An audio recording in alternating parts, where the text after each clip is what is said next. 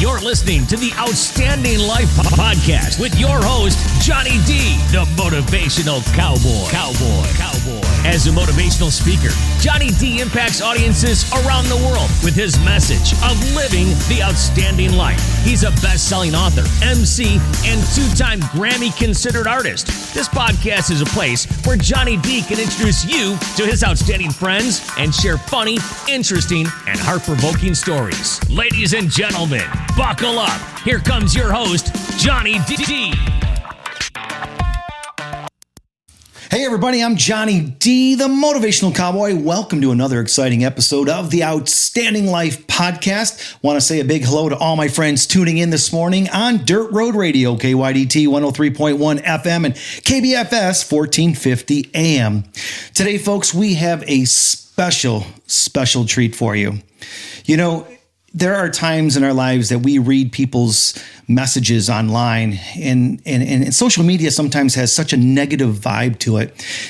But once in a while, you find those people that are so inspiring and so positive. And folks, I found her. I brought her to the studio.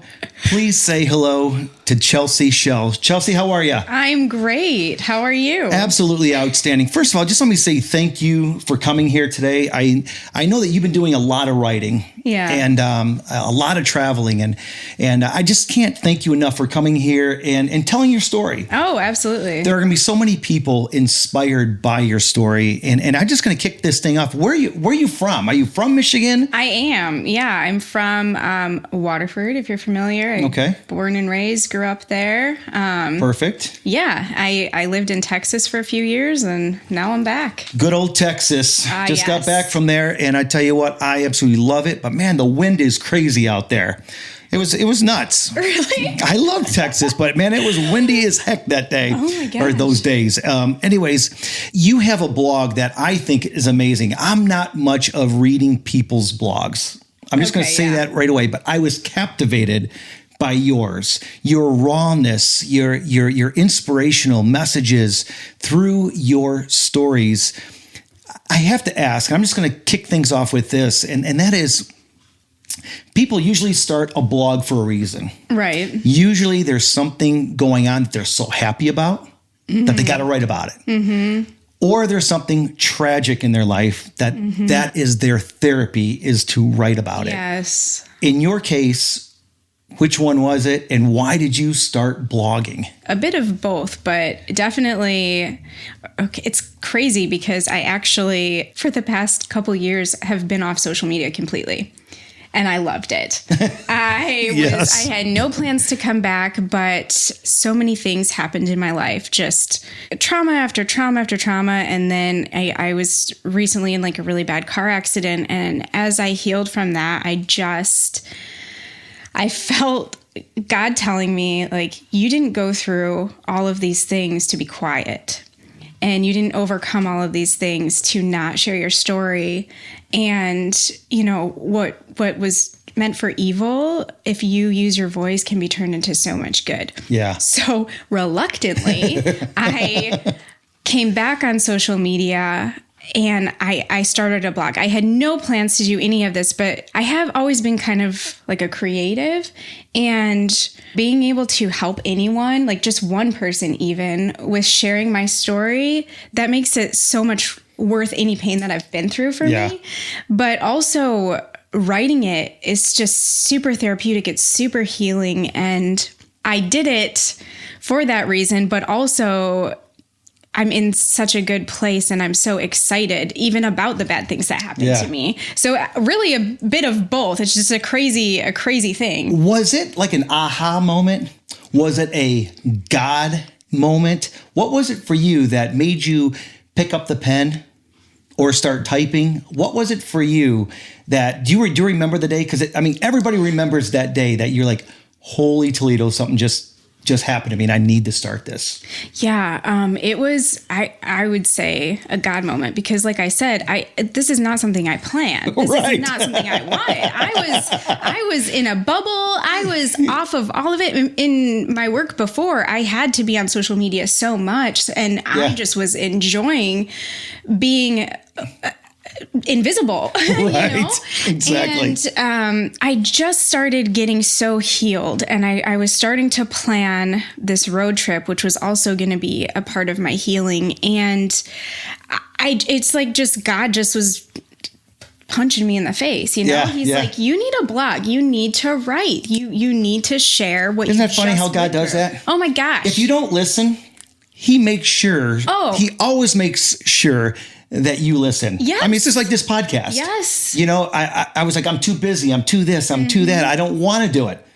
Yeah. We're over 100 shows, millions of plays. And I don't say that bragging, but he had a plan. Right. And it's incredible when you get smacked in the face. It is. And say, okay, now I'm going to listen. Because I always say this. If you're going to pray, and I know we both do, you better listen. Yes. Because why pray? Right. Why take the time out of your day to meditate, to pray, if you're not going to listen to them? So many people want to control their lives instead of just saying, hey, I have blind faith in whatever you want me to do, I'm going to do. And I'm just saying to you that you inspired me to send you a message and say, hey, listen, you need to tell your story. So I want to get right into this and talk a little bit about your upbringing. Okay. You talked a little bit about, you know, hey, listen, there were times in my life that, you know, I needed to write about. Yeah. What was your childhood like? Oh, so complicated. It's really crazy. So well, first of all, my mom, she left my family when I was 17, and I've been on my own ever since.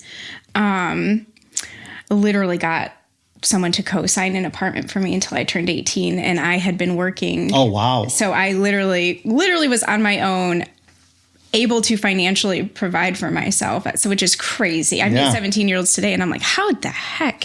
I mean, aside from just God, like it's crazy, but it's so difficult, especially because a mother, like you think a mother's love is just innate, it's just instinct. Right. I unfortunately didn't have that. I don't know what it was. I don't know. There's no drugs, there's no alcohol. She just didn't love me. So it was very emotionally abusive. I grew up scared. I'm a little kid, and she'd scream in my face that she hates me, and but she had this persona even in the church, and she was. Wait a second. Yeah. And you were a church-going family as well? She was super involved. So it was people who know me now, who knew me back then, they're like, if anyone in the world has a reason to hate God or not be a Christian, it's you, because of how I grew up. Yeah. It just was so fake, so twisted. I basically grew up playing this weird chess game. I remember being little. I'm talking like 4 or 5, and knowing I'm not safe with my mom. I can't speak to my mom, and I basically have to hide who I am from her, and hide literally physically from her. Wow. And because you never know what you're going to get, and they're just, I mean, she's admitted to people that she's like, I just never had a connection to Chelsea, and how could you not have a connection with your own child? It's just absolutely wild to me. So it was but you grow up in this environment and you think it's normal. You don't realize until later. I mean, I knew something wasn't right. I remember when she would just scream that I hate you, and I remember thinking, this isn't right. This isn't normal, you know? And luckily I had my little Bible, and I would literally hide in the room, and I would read about Jesus letting the little children come to him and just how he loves. And I was so not loved that I just clung to that. And I was like, this is love, and this is how I should love, and who I should be, and how I should be treated. And that was just my saving grace, really. Was that little Bible? That little Bible. Yeah. Wow. And then, so I mean, obviously, it was almost like you were in this movie, like you were an actress. Like you would have to paint on a beautiful face, like at church or at school, and then at home, you're like, do we have to go home? Yes. Because you didn't want to, I'm sure, go home. Yes, it was very twisted, because she was totally different. And if I did something she could be proud of, she would oh, Chelsea did this. And, she was very much obsessed with how people viewed her. Yeah. So anytime I would win an award or do anything, she's telling everyone. Yeah. And I just sit there and I'm like, here she is talking about me. Like I'm the greatest kid and I'm this, but like in my home, it's like a nightmare. Chelsea, I just want to say, first of all, let me just make you feel a little bit better by saying thank you. Thank you, not just from me, but everybody listening right now that may be going through the same thing as you. It's like that moment that somebody is sticking up for somebody else. Mm-hmm. You're telling their story, making them feel that it's not their fault. Yeah. I'm trying not to get emotional listening to you, and I can't even comprehend being so young. I know. And dealing with this. Yeah. And, especially because, you are such a positive person. With all of that going on, how did you find hope and you have this positive mindset? After living through that, right? How are you sitting here today, being able to look at me in the eye, telling the world your story, and you're so positive? Your mindset is beautiful. Thank you. How? Was that little Bible? Was it God? Yeah, was it Jesus? Was it, because I'm assuming that if you were talking to Jesus was talking back to you, because otherwise you wouldn't be sitting here today telling your story. Right. Yeah, no, it really, I'm telling you, I was so in love with Jesus and it really saved me. But I realized so young, and there's more trauma even in my childhood that you don't know about, that I haven't talked about. But I realized that I have no control over other people. I have no control over how awful they can be and how much they're going to hurt me or manipulate me or what they're going to do to me. But I have full control over who I am. Yeah. And as growing up in the house I did, having outside trauma happen to me and all of these things, I at such a young age, we're talking between 5 and 7, I realized, you know what? They can do whatever they want, but I'm in full control over me. I knew who I wanted to be. I modeled myself to Jesus, how he treated people and how he loved. And I'm like, you can hurt me as much as you want. You can do whatever you want, but I'm still going to be me. And I'm going to be the best version of me. You're not going to break me. You're not going to change me. You're not going to hold me back.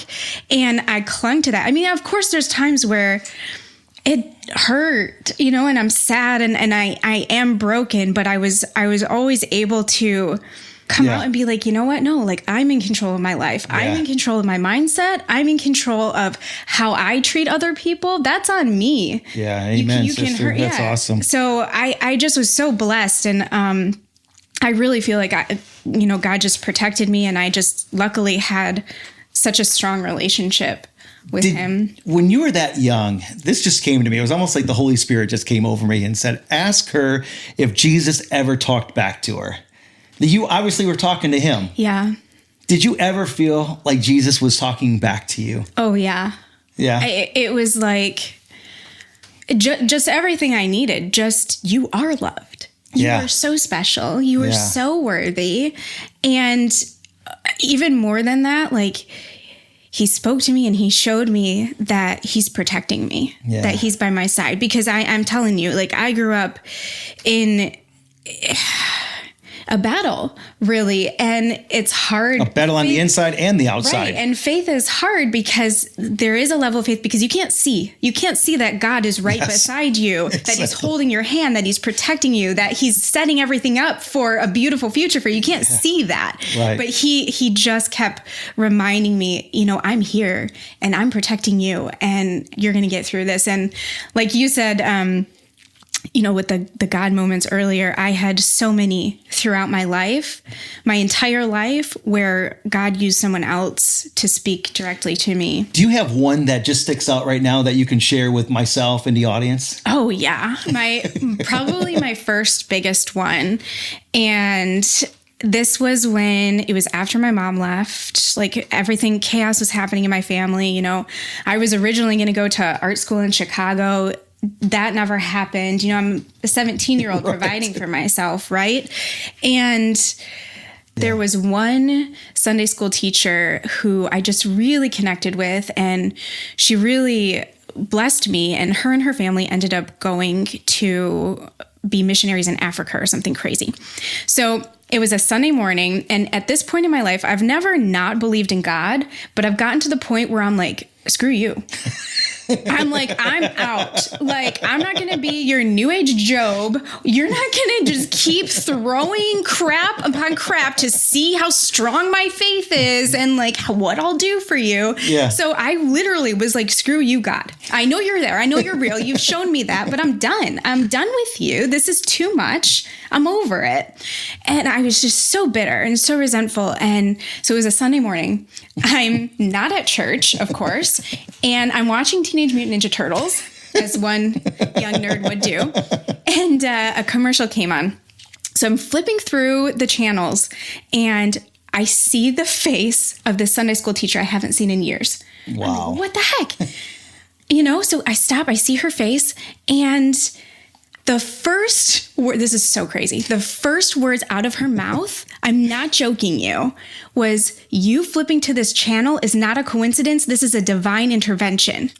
Whoa. Dropped the remote. Wow. My hands just got sweaty. I know. I was like, I can't even tell you. Like, I couldn't believe it. So it was like some PBS type channel, and she had this video ministry where she was speaking, and the whole service was about how she's like, you think that God does not know your pain and your suffering? Jesus was nailed to the cross. Yeah. He went through everything you're like, he knows everything that you're going through, and that is not his plan for you. You need to have hope. You need to persevere. You need to trust him because he created you for a unique purpose that only you can fulfill. Yeah. And you can't give up. And he knows you're hurting, and he hates that. He hates that you're in pain. He hates that you're hurting, but that is not his plan for you. That is not his story for you. Don't give up, because when you get out of it, what he has planned is so beautiful. Amen, sister. And Preach. oh my gosh, sobbing, just tears. And it's even crazier because at the end, her email popped up in like contact information. So I emailed her, and I was like, I don't know if you remember me, but I just wanted to reach out to you because, again, like I said to you, I feel like if you can impact one person's life, oh my gosh, any pain you've been through, anything, your whole life is worthwhile, right? I've been saying that for 30 years now. I mean, And sometimes we do things and we don't get feedback. We don't know if we're helping anyone. I wanted to reach out to her because I wanted her to know, I'm like, I feel like you saved me. You saved my life. You changed the trajectory in that moment. And thank you. You were my angel. And so I messaged her, and she's like, of course I remember you. And she replied back, and she's like, it's crazy that you send this because I have been sobbing to my husband saying that I don't feel like I'm doing anything good for God. I don't feel like my message is getting across. I don't feel like I'm impacting anyone. I don't know what to do. And when you're doing something big, that's what the enemy puts in your head to stop you, right? So she replies, she goes, Chelsea, you saved me. Wow. Oh, God. So the crazy, that was one of the craziest moments. And after that moment, anytime I would start to kind of feel defeated, or because life did not get easier after that. Yeah, right. Yeah. So it never does, right, Chelsea? I mean, and that's why we're here. Yeah. And that's why you're sharing your story. Right. At the end of the day, it's like you are inspiring people by sitting here telling your story. This is going out to people all over the world. Right. And we don't know, just sitting in these two chairs, who it's going to affect. Yeah. So speaking of that, life didn't get any easier. After all of that, you get in a car accident. What happened? It was pretty bad. It was a car accident. I was rear-ended on the highway by a big commercial vehicle, and a big truck. A big van, a big commercial van. Yeah. Oh, yes. Wow. So, and traffic was coming, and I was stopped at traffic. I wasn't driving; I was the passenger. But I had like leaned forward and at an angle to try to see how far traffic was going. And so I was seated in a crazy way. So when impact hit, I just got so messed up because my seatbelt. Were they going like full speed? Yes. Oh my Lord. Yes, I think almost 50 miles an hour. Oh, and you were almost at a dead stop. I was at a dead stop. Oh Lord, have mercy. Yes. So I got a TBI, a traumatic brain injury, and I had to have back surgery. So, and of course, it took months to figure out what was happening. And the TBI, man, I've been through, like I just said, terrible things. Yeah. The TBI, for whatever reason, well, I know why. That was I think the hardest thing I've ever had to experience because, like I said, through all these other things, I had my mind. I had my mindset. Yeah. I knew, okay, this is hard, but it's not going to change me. I'm going to get through it. I'm going to fight. I'm going to do the work, I lost the ability to comprehend. I lost the ability to speak. I lost everything, like the essence of me. I mean, your brain. Right. Overnight. Wow. So, and it took months to diagnose it, to get all the scans, to figure out what the heck is going. I mean, and I'm not even talking about the pain. I mean, it was in so severe pain. Right, it of was course. Absolutely awful. But yeah, I lost me. I ended up getting on like 2 different Alzheimer's medications, high doses of them, just to communicate. Wow. Just to function. At 20 some years old. No, I'm in my 30s. So it was, gosh, how old was I? I don't know, 31, 32. Okay. 32. Anyway, but yeah, so, and then I had to have back surgery and they had to go through my stomach for that. So it destroyed my core completely. I had a terrible recovery. Things didn't go as planned. So, I was in a walker. I couldn't walk. I couldn't bathe myself. I couldn't Are you get serious? dressed. Yes. Wow. I just can't imagine it. Like looking at you now to then. I know. That's crazy. Just a couple months over a year ago, I couldn't walk. Wow. Oh, this was recent. Yeah. Oh, Lord. Yeah. So, wow. yeah. So it was, and for someone who is active and who is kind of a go-getter, you know what I mean? Yeah. Oh, nightmare. And also, let's talk about the fact that I've been on my own since I was 17. Right. I've never had anyone take care of me. I Right. had to have someone dress me and bathe me and whatever. Yeah. Like, that was so difficult. And I can't even think. Right. So it was just an absolutely nightmare of a dark place for me. Well, the story gets better, and we are going to go take a quick commercial break, and we're going to come back and talk about your big travel plan that you had. Yes. So we'll be back right after this message. So, you need a dynamic, interesting, audience attention-grabbing speaker for your conference. You need Johnny D, the Motivational Cowboy. Your event attendees will get the life-changing solutions and contagious energy they need to live their best lives. Whoever your audience is, from children at school assemblies to seasoned professionals at corporate gigs, Johnny D delivers. Book Johnny D, the Motivational Cowboy, today at motivationalcowboy.com. So, hey, everybody, I'm Johnny D, the Motivational Cowboy. Welcome back to the Outstanding Life podcast. I want to say a big hello to all my friends tuning in today on Dirt Road Radio, KYDT 103.1 FM and KBFS 1450 AM. Today, we are talking with Chelsea Schell. And Chelsea, you left everybody telling everybody about your accident. And after your accident, you went on a road trip, but the road trip was planned, I believe, before the accident, correct? No, it was planned as I was sitting there, just hopeless. I was like, if I get through this, I'm going to go see the Grand Canyon. I'm going to go travel. You set goals for yourself even back then. Oh yeah. I needed a dream, man. It was rough. So yeah, it just was, to me, Earth is so spiritual. It's so healing. You know, like they say. You are so right about that. Yeah. And I just want to stop you for a minute because I fly a ton, over 1 million miles flown, but there's nothing like getting in your vehicle and driving. Yeah. You're absolutely right about that. Yeah. So tell us about the trip. So you planned this trip. You want to go to the Grand Canyon, but you didn't go alone.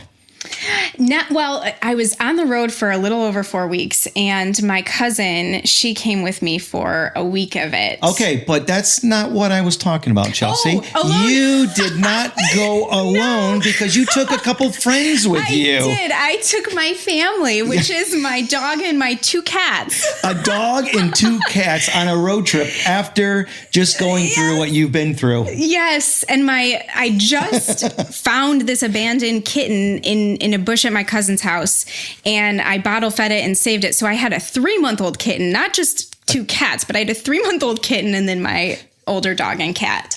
What the heck were you thinking? That's all. It's just me, man. But it was an amazing trip. So it started out, you know, this is something that you wanted to plan, or that you planned, you wanted to do. Why the Grand Canyon, and what was it like? Tell us. Oh my gosh. I mean, everybody is itching to know right now about your trip. Yeah. So, well, it was amazing. And why the Grand Canyon? I mean, can you think of any other more big, magnificent, like hear from God place than the Grand Canyon? And I've never been. So that was, and like I said, I was on the road for a little over a month, and almost every day I was driving to a new state or a new location or a new national park. There were only a few places that I stayed for 2 to 3 days.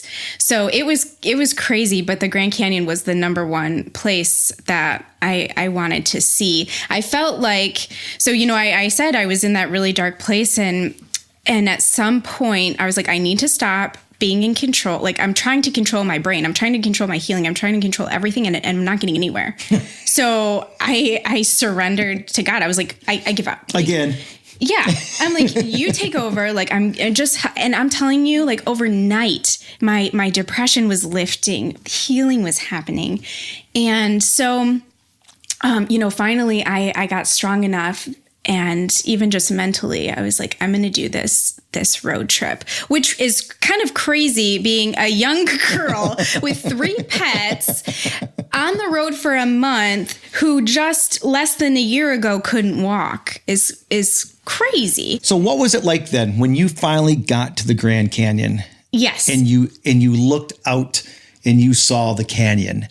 That had to have been so emotional for you.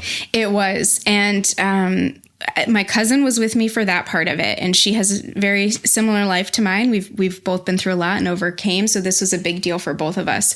We were both photographers, so as soon as we got there, we start pulling out our cameras. And now this is so crazy. As soon as we got there, like 30 seconds to a minute of us shooting, a giant storm comes in.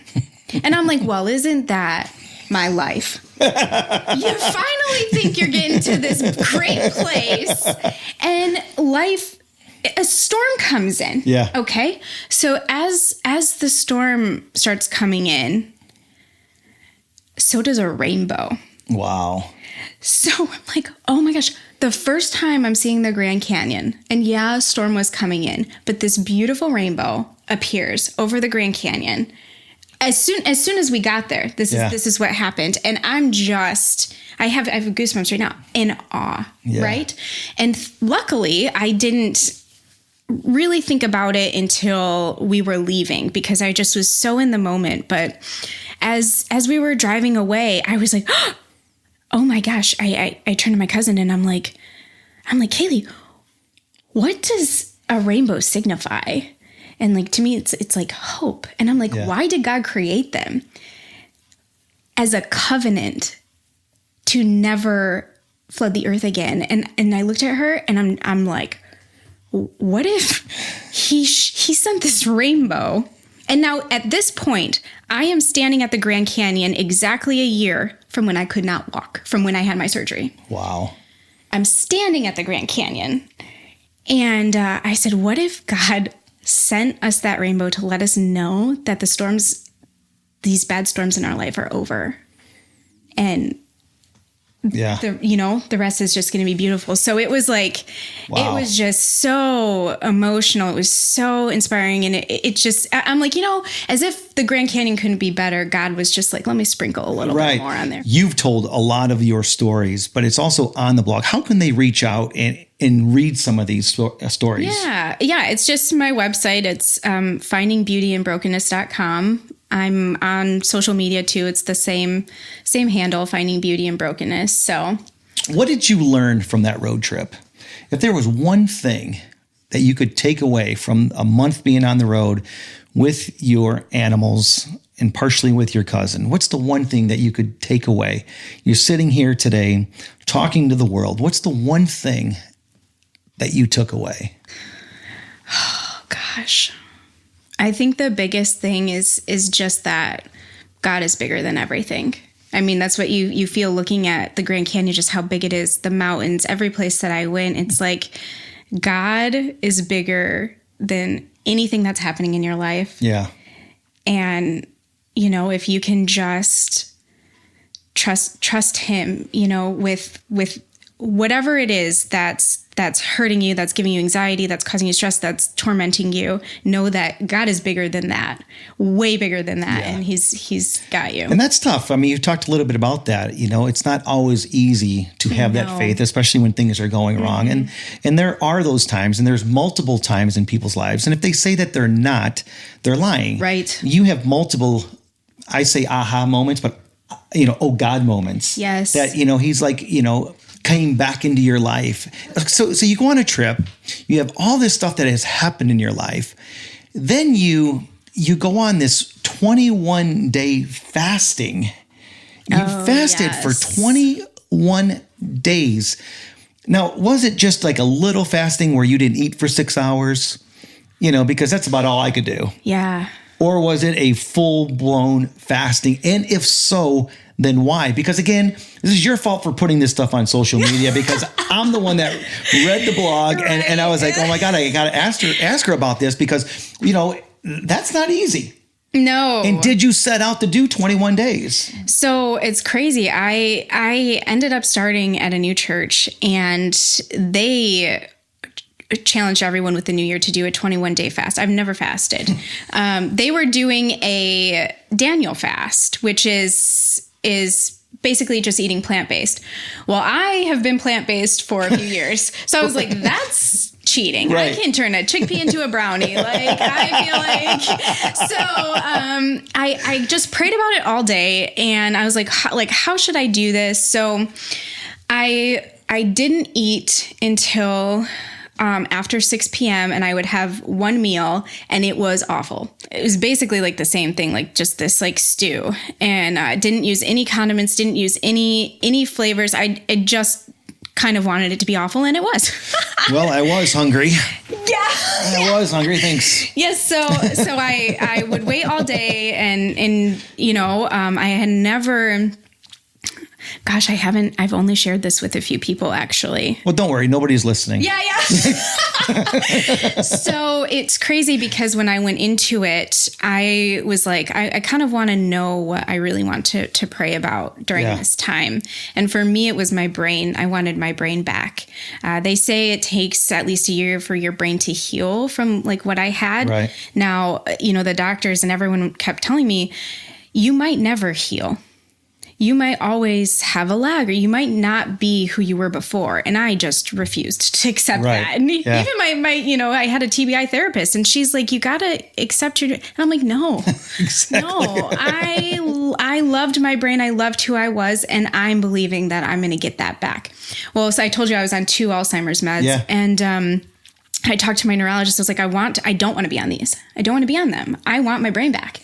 And so you're like, okay, let's get you off one. Let's lower the dose on the other. But it's crazy. Even during my trip, like there'd be days where, you know, my cousin would say, we would be talking and I'd have an issue. I'd have trouble. Like I couldn't find a word, or I'm getting confused, whatever. And she'd be like, did you take your meds? And I'm like, no. Okay. So it was that obvious. Right. Yeah. When I wouldn't take my meds, like that's how much I really needed it.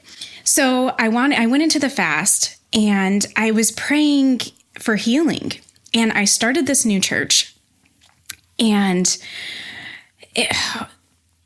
when I went there, they kind of did an altar call. They were like, if anyone needs healing, you know, come up. So I went up, and these people, you know, prayed over me, and I felt this like sensation in my head, like all these tingles and whatever. And, you know, you get like Holy Spirit goosebumps or whatever. Yeah, I've experienced that before, but this was only my head. Yeah. It was the weirdest thing. And I remember like, and I'm sobbing, you know, while they're praying, and they don't know anything about, I just started here. They don't know anything about me. They don't know, They know nothing. And I left there, and I was like, gosh, what was that? Am I like, did God just heal me? So the whole fast, I kept having it on my heart. Like I'm praying for healing, and God kept telling me, you're healed. You're healed. I kept taking my meds. Then we had this guest speaker who pastor, he travels all over, and he's super prophetic, and he really pours into healing. Mm-hmm.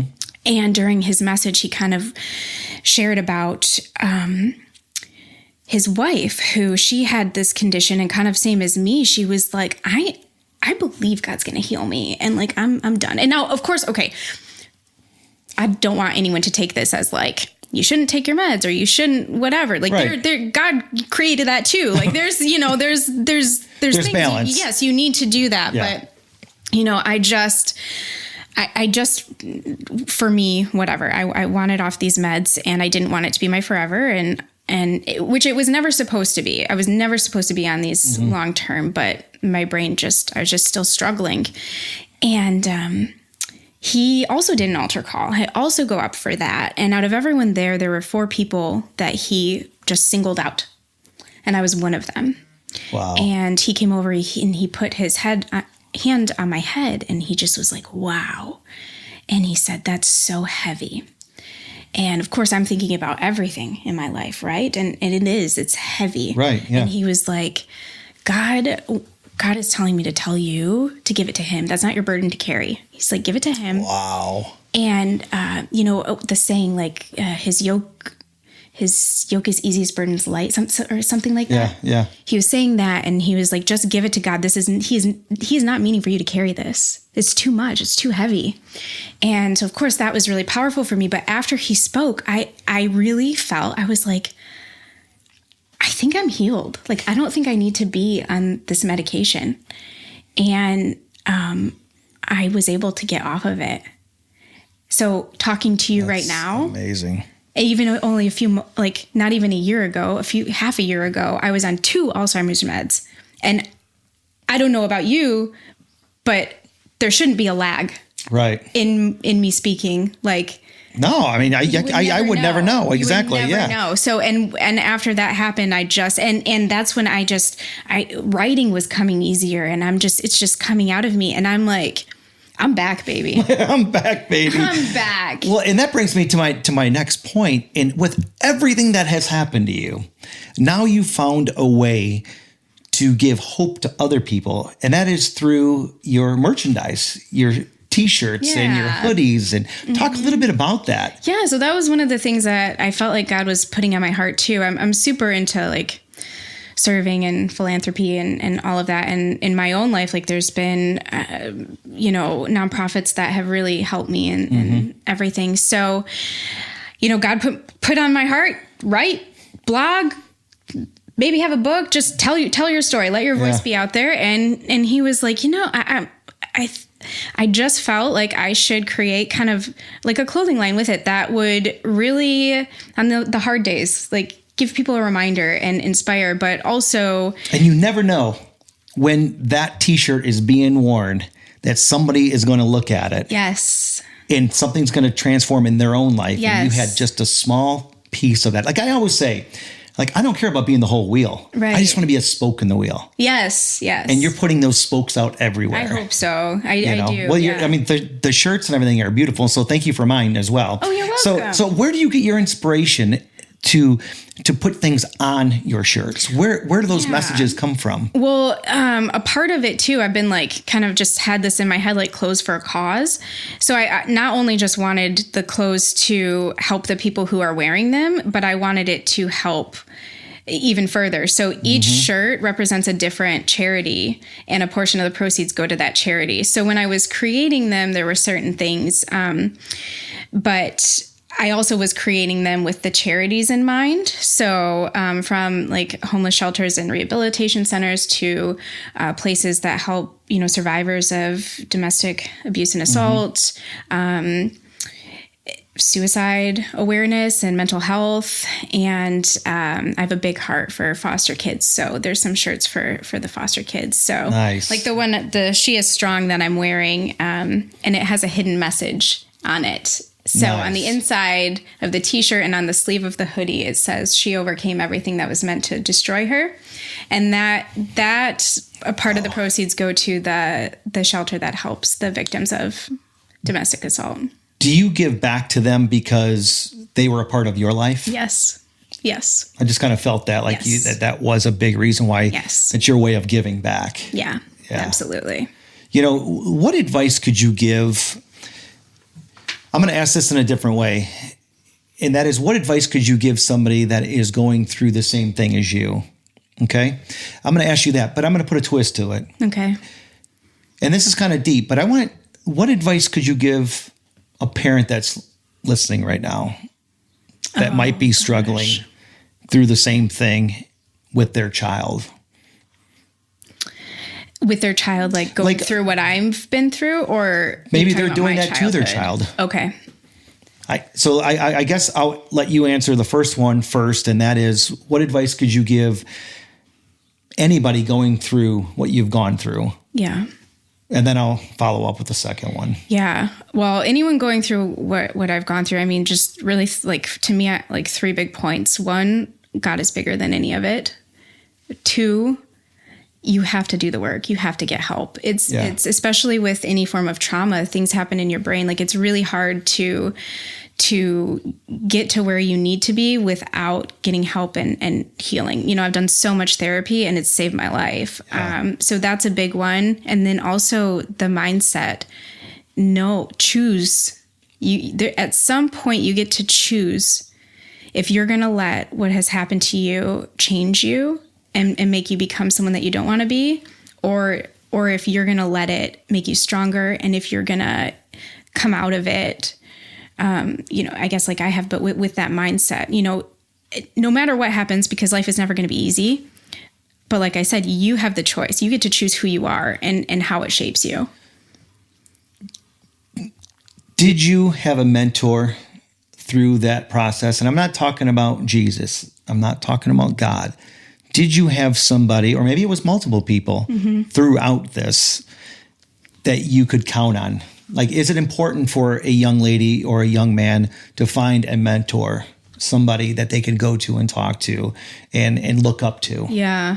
I mean, I think it helps so much. There were times in my life where I didn't, and it makes it 1,000 times harder because you're your only advocate. You have to get yourself out of it. Yeah. But surrounding, like now in my life, there's so many people who build me up and believe in me and are giving me wisdom and real. Yes, wisdom. Exactly. It's not, yes. So having, you know, a deep friendship that's life-giving and not surface level, not drama filled, not selfish, I think is, especially when you're in the depths. Yeah.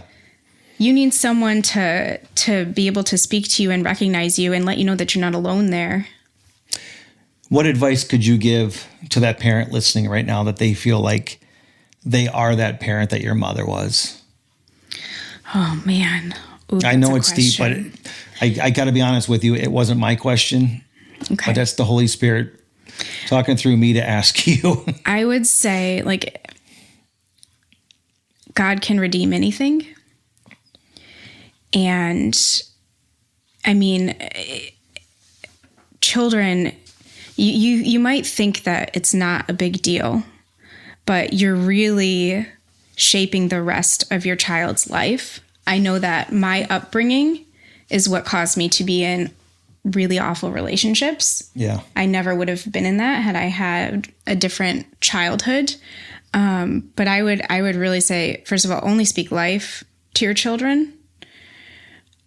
And if you're looking for redemption, it's there. And God can restore anything. I mean, that's what the whole Bible is. It's a bunch of broken people making really bad choices and God, you know, taking it and flipping it.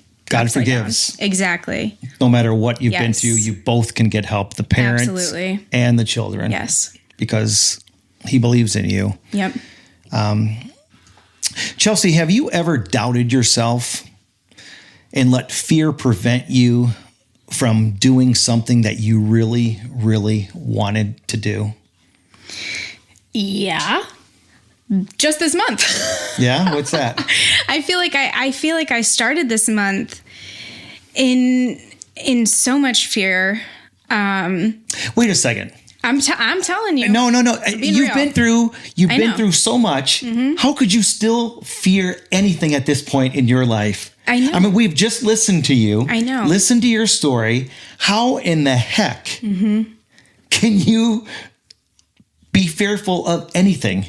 Because the enemy is real, man. Yeah. Like, I mean, this is being really real. Like I could just sit here and be like, oh, it's not in forever since I'm trying to, Right. I'm telling you my story, but I'm being honest. Wow, what happened? The beginning of this month, I'm like, what am I doing?